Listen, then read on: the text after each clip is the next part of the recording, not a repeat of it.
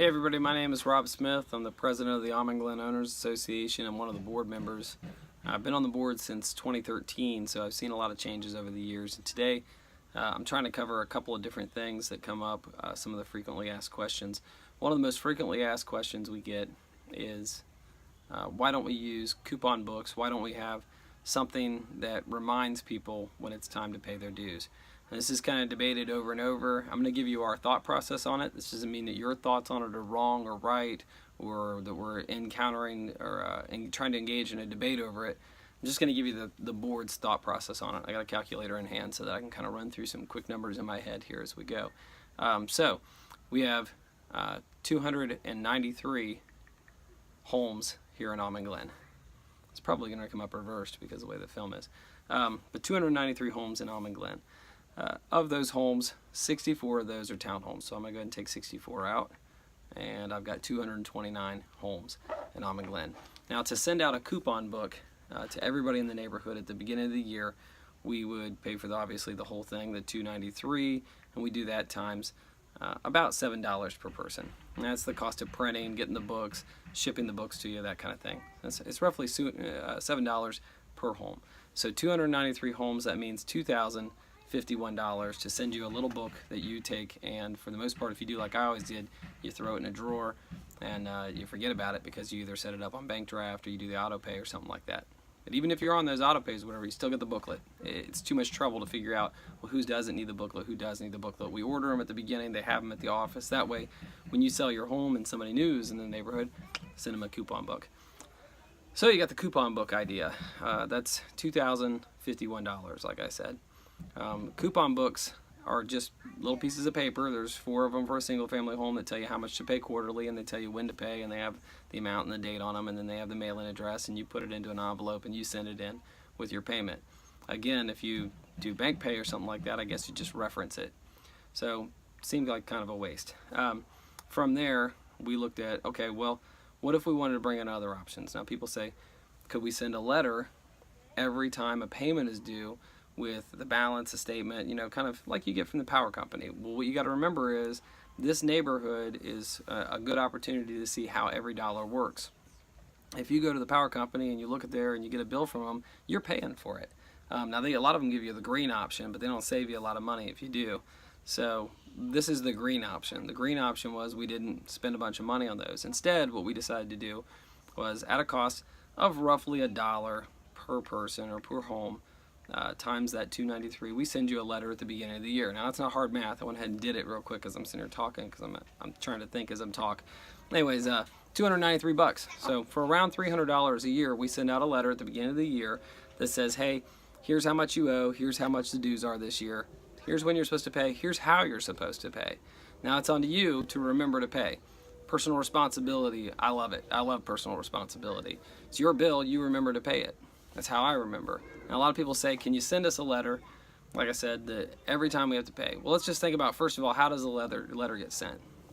I have to remember to remind you because there's nobody else that can do it. So I have to remember to remind you, or we can put it on a calendar alert or something like that, but somebody else has to remember to tell you, hey, your bill is due. So instead of me remembering just for myself, I remember for everybody else as well. Let's say we do that, we work that part of it out. Then the letter's going to go out. Well, usually it's the single family home people that ask this because the townhome people know they owe monthly, but still everybody's got to get the same treatment. So we're going to do that 229. Remember, that was minus the townhomes. We're going to just talk about single family homes times, let's say every time we send one of those letters out, it's $1 a letter, if you recall. Got to do that 4 times a year. So let's make it simple. Let's go times 4. That's $916 just to send those letters out every quarter that say, hey, your bill's due again, hey, your bill's due again, hey, your bill's due again. Now people say, but Rob, people are late with paying their dues, so you end up having to send the late notices out. Well, the late notices get paid for in part by the late fees that people have to pay. If we didn't have any late fees, we wouldn't have any late notices. They're kind of it does it on a, you know what I mean, it creates itself. If they didn't pay late, we wouldn't have the late fees to pay. I mean, it's just, see what I mean, chicken and the egg.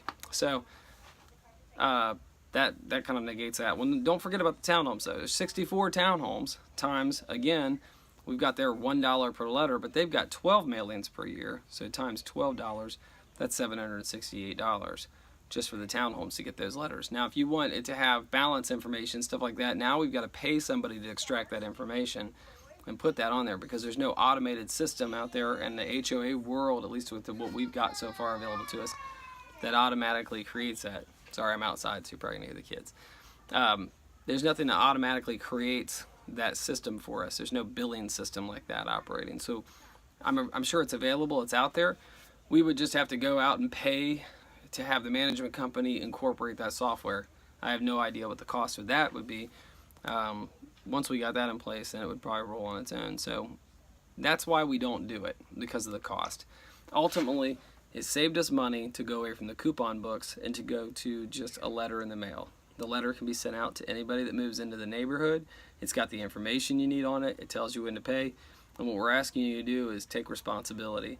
Now, if enough people from the neighborhood, generally it's a very, very low number of people that come out. I mean, they feel like it's a large number, but even if you gather together with 30 homes from the neighborhood and you feel like you're a significant representation of the neighborhood, you're not when you look at the overall numbers. 30 people standing in a room saying we want a letter mailed out is a very small number when you look at 293 homes in the neighborhood. So, but even when we look at it from that perspective, the number of people in the neighborhood who want that service available to them versus the number of people who manage to pay their bill quarterly without forgetting the townhomes, they take care of it. It's very rare that somebody has forgotten to pay their bill on a continuous basis. Though we do have some people that we see regularly. The regular numbers of delinquencies run somewhere around 6 to 10%. About 6% in the neighborhood is late no matter what. They're always late, or they're in a continuous state of delinquency where we're having to go after them for their money. A couple percent of the neighborhood are random people who pop up. Sometimes they fall behind. Every once in a while we jump up to that closer to 10%, and that's just because it's time to pay the dues, and people just pay us last. Our late fee is $20. That's cheaper than some of the other late fees out there. It's cheaper to pay us late than it is to pay your credit card bill. So we struggle with that, because do we raise the late fee to make ourselves more of a problem if we forget, or do we keep it reasonable because it's our neighbors? So that's kind of how we do it. That's the thought process behind it. I understand that not everybody agrees with it, but at the same time, a large enough number of people agree with it that that's what we've been going with. That's why the board keeps getting elected, because we stand up and we say, hey, we're going to do this, and this is how we're going to do it, and we're going to continue to do it.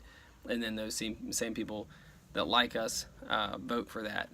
If the neighborhood in large numbers, and when I say large numbers, I would have to see more than 50% of the neighborhood pushing for something before I would start to go, whoa, this is a major problem. Now remember, the other thing we have to do with anything is if one person complains about something or one person doesn't like something, we have to stop and take a look at it and say, okay, why do we need this, or why do we not need this? If one person's bothered by it, because it still doesn't mean that you're insignificant just because you're one person.